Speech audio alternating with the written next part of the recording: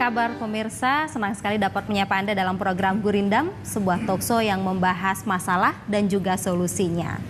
Barang siapa hidup di dunia, taulah ia hanya sementara. Apabila banyak melihat dunia, tentulah banyak masalah yang mendera. Apabila bincang soal masalah, maka solusi harus pula jadi risalah. Ya, pemirsa, bicara masalah gizi anak berarti juga membicarakan masa depan bangsa.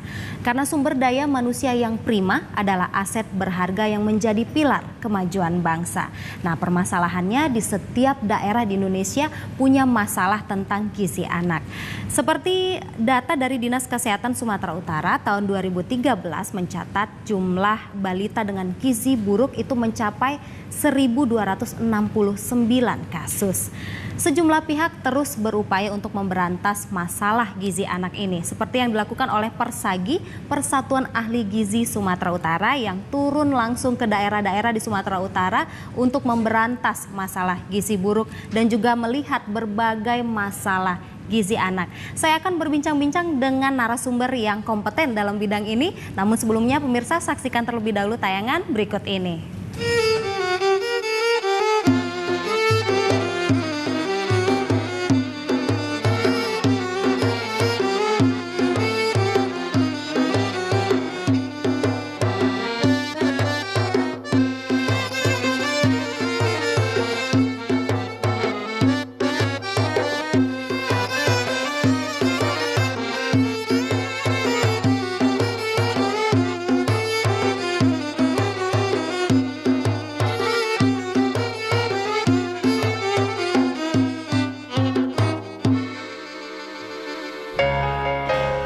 Gizi buruk pada balita masih menjadi permasalahan yang serius di Sumatera Utara. Sebabnya beragam, di antaranya kemiskinan, makanan atau jajanan tidak sehat, dan juga pola asuh yang tidak tepat karena minimnya pengetahuan ibu tentang gizi, termasuk pada periode emas anak-anak. Kekurangan gizi tidak terjadi dalam waktu singkat, tapi terbentuk sejak bayi berada dalam kandungan ibunya. Kurangnya gizi dapat menyebabkan turunnya tingkat kecerdasan atau IQ anak.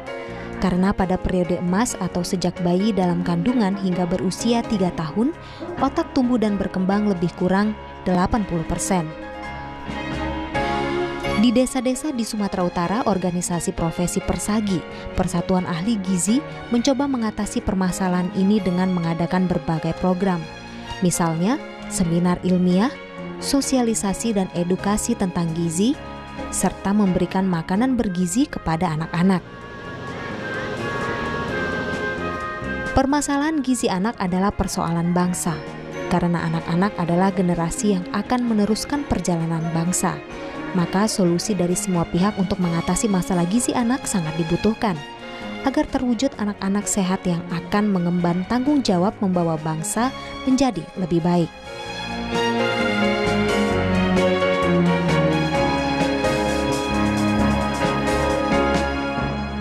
Ya, pemirsa, sudah hadir bersama saya saat ini Ibu Sairi Saragi, seorang ahli gizi anak-anak. Halo Ibu, apa kabar? Baik. Baik ya Bu ya. Dan juga ada Ibu Nofriani dari Persagi, Persatuan Ahli Gizi Sumatera Utara, yang kerap membantu memperbaiki gizi anak-anak di daerah Sumatera Utara. Apa kabar Ibu Nofriani? Baik. Kelihatan cerah sekali hari ini. Ya. Sama-sama ahli gizi berarti ya Bu ya? Iya. Ya, saya terlebih dahulu ke Ibu Sairi Saragi. Bicara soal gizi anak itu kan harus dimulai dari 1000 hari pertama. Anak itu ada di dalam rahim ibu berarti, begitu ya Bu ya? Ya. Sejak seorang ibu dinyatakan hamil. Itu mengapa Ibu? Karena gizi ibu hamil itu sangat mempengaruhi tumbuh kembang otak anak. Ya. Kemudian gizi yang baik pada ibu hamil itu juga akan mempengaruhi produksi dan kualitas ASI. Jadi ada kaitannya ke ASI juga ya Bu ya? Baik, kalau begitu nutrisi apa saja yang harus dipenuhi selama 1000 hari ada janin itu di dalam rahim ibu? Ya, karbohidrat yaitu untuk memberikan energi, kemudian protein ya untuk pertumbuhan sel-sel, kemudian lemak, vitamin, mineral, vitamin terutama vitamin A dan vitamin C. Kemudian mineral adalah kalsium, asam folat, zinkum atau seng, kemudian jodium dan zat besi. Baik, saya ke Ibu Nofriani. Ibu, apa nih alasannya Persagi atau Persatuan Ahli Gizi Sumatera Utara ini didirikan? Kami para ahli gizi, juga peminat gizi, membuat sebuah organisasi profesi yang bergerak di bidang untuk memperbaiki gizi masyarakat di Sumatera Utara. Dan para ahli gizi ini ingin membantu pemerintah juga supaya bisa membangun bangsa melalui anak-anak yang bergizi, gitu. Ya, baik. Apa saja nih Bu kegiatan dari Persagi ini? Di pemirsa di rumah juga ingin tahu ya. Ternyata ada sebuah organisasi profesi yang menghimpun para ahli gizi di Sumatera Utara ini. Apa saja Bu kegiatannya? Wah, ini kegiatannya banyak sekali nih. Para ahli gizi ini cukup aktif ya. Melalui seminar kita seringkali menjadi narasumber. Oh, jadi narasumber dalam seminar. Kemudian melakukan penelitian di masyarakat, makanan, jajanan, begitu. Kemudian juga kita melakukan pengabdian masyarakat. Jadi turun langsung ke desa atau kelurahan, memberikan penyuluhan kepada ibu-ibu, ibu hamil atau ibu menyusui. Juga kita memberikan penyuluhan kepada anak-anak sekolah tentang bahan makanan tambahan yang sekarang sangat marak sekali dan bisa kita lihat di masyarakat. Makanan jajanan anak-anak itu warnanya mencolok, itu warna dari apa gitu. Iya. Dan ini mungkin ada juga kaitannya dengan ibu-ibu ini juga sebagai ibu rumah tangga ya, sebagai ibu yang punya anak-anak, mungkin ini berangkat dari kekhawatiran akan hal itu ya Bu ya. Nah, apa sih permasalahan gizi anak yang sejauh pengamatan rekan-rekan di Persagi amati di wilayah Sumatera Utara ini? Kalau Sumatera Utara atau secara khusus Indonesia kita katakan, saat ini masalah kita adalah masalah gizi ganda. Di satu sisi masalah gizi kurang kita belum bisa selesaikan, di sisi yang lain timbul lagi masalah gizi lebih atau obesitas. Dan sangat signifikan sekali peningkatan jumlah anak-anak, remaja, orang dewasa yang obesitas. Padahal di satu sisi gizi kurang itu belum teratasi. Dan untuk stunting itu pendek. Dari seluruh provinsi di Indonesia, ternyata ada 6 provinsi yang paling tinggi angka stunting. Dan untuk Pulau Sumatera, itu Sumatera Utara, angka stunting itu 38%. Artinya 30 tahun ke depan, maka ada 4 orang, dari 10 orang anak, 30 tahun yang akan datang itu pendek. Kita tahu kalau pendek itu risiko untuk menderita gizi lebih itu sangat besar. Karena begitu dia dewasa, apabila asupan makanannya berlebih, itu akan melebar ke samping, bukan ke atas, dia nggak bisa tambah melebar, lagi. Tapi ke samping, Bu ya. Baik Ibu Sairi dan juga Ibu Nofriani, kita harus jeda sejenak, nanti kita lanjutkan lagi obrolannya mengenai gizi anak. Dan pemirsa, kita saksikan terlebih dahulu tayangan yang berikut ini.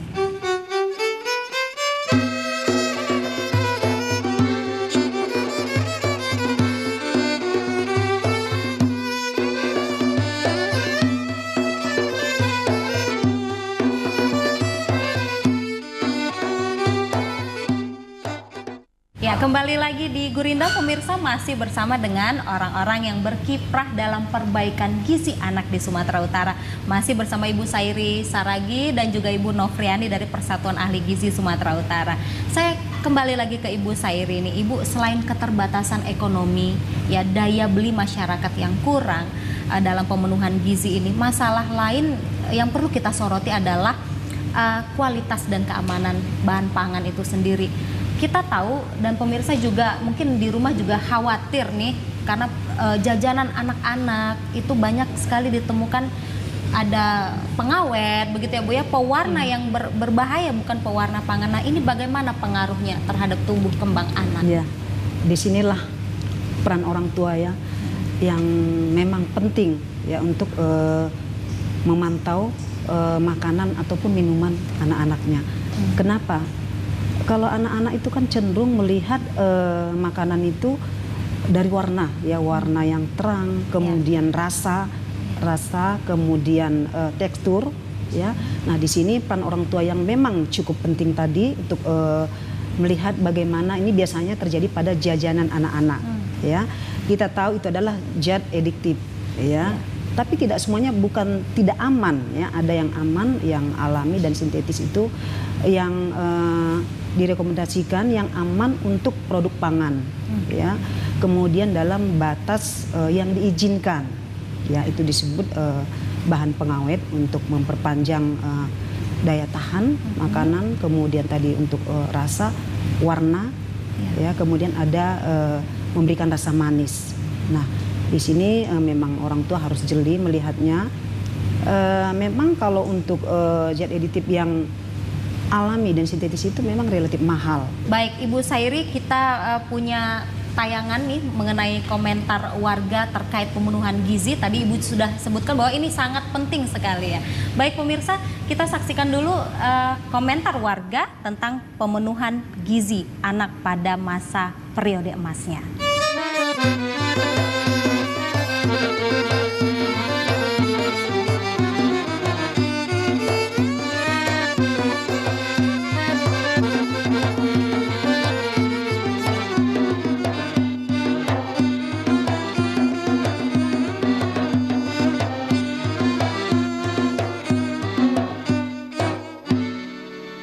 Jadi di sini kita jelaskan gizi periode emas itu, apalagi di zaman akan globalisasi ini, itu perlu kita lebih meningkatkan, ya.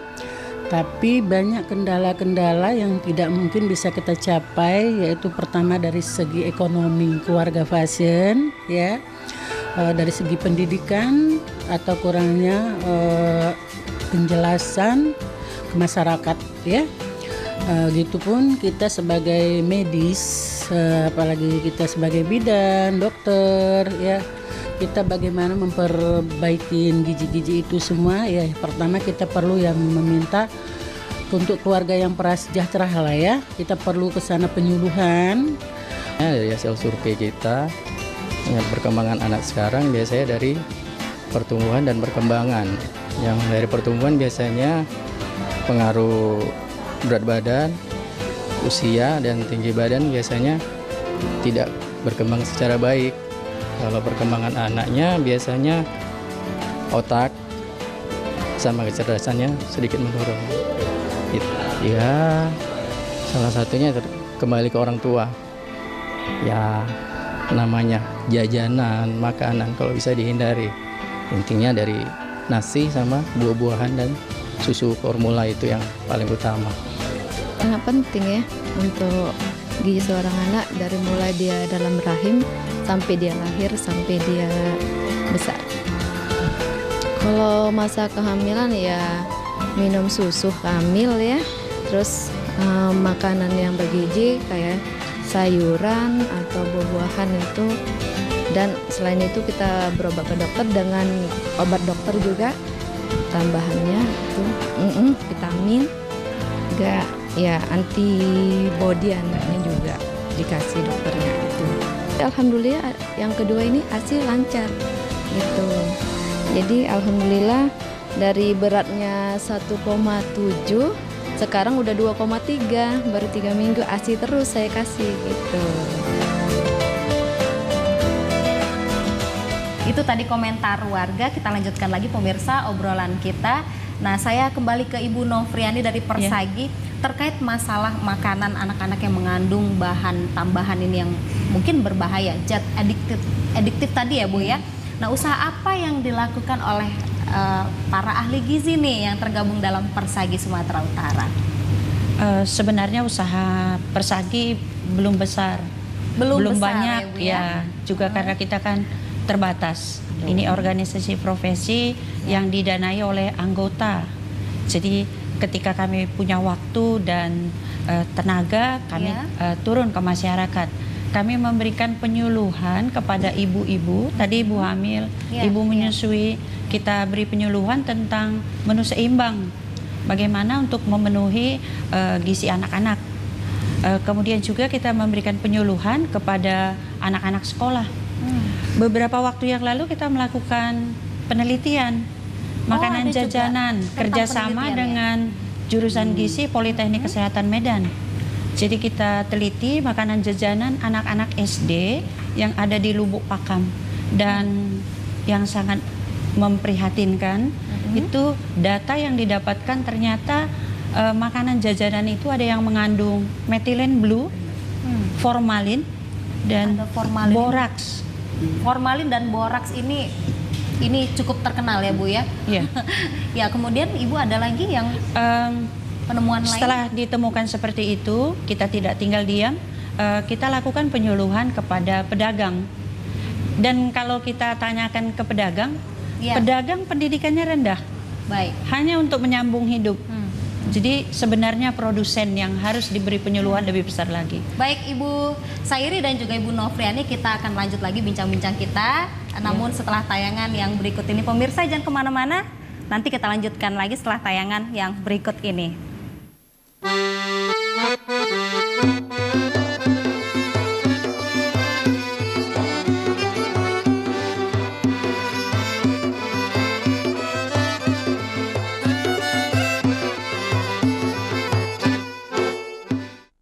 Ya, baik. Pemirsa masih di program Gurindam dan masih bersama dengan narasumber saya, ibu-ibu hebat ini, dua ibu hebat dan juga pakar di bidang gizi. Ada Ibu Sairi Saragi dan juga Ibu Nofriani. Ibu Nofriani, boleh berbagi tips sederhana mungkin yang juga rekan-rekan di Persagi sering sharing, sering dibagi kepada ibu-ibu yang ada di pedesaan. Iya. Untuk ibu-ibu di pedesaan, kalau kita lihat ke desa, kelurahan, kita akan bisa melihat bagaimana sebenarnya kondisi perekonomian masyarakat kita. Jadi untuk yang sekarang saya lihat misalnya di desa Tanjung Merawa, itu ada pekarangan yang dimanfaatkan untuk menanam sayuran, menanam buah-buahan. Bahkan mereka menanam sayuran itu di pot atau di pipa paralon begitu, di depan rumah ditaruh semua pipanya, lalu ditanamin sayuran bayam atau kangkung, sehingga mereka tidak perlu membeli. Dan kita punya banyak sekali. Kalau saya pikir untuk Sumatera Utara, sayuran dan buah itu ditanam saja atau mungkin dilempar saja ya, tumbuh dia. Tanah kita subur ya Bu ya. Iya. Oke, kalau tadi kita sudah bahas soal kekurangan gizi nih Ibu Sairi. Sekarang kita mau bahas soal obesitas. Tadi sudah kita singgung juga. Ini kan karena kelebihan gizi nih Bu ya. Nah ini cenderung dialami oleh anak-anak balita yang ada di kota ketimbang di pedesaan. Nah ini bagaimana nih caranya, cara mengatasinya? Nah itu tadi kan seperti saya bilang tadi, ibu-ibu di kota itu kan sibuk. Ya, sehingga cenderung tadi memberikan makanan-makanan yang cepat saji ya untuk anaknya.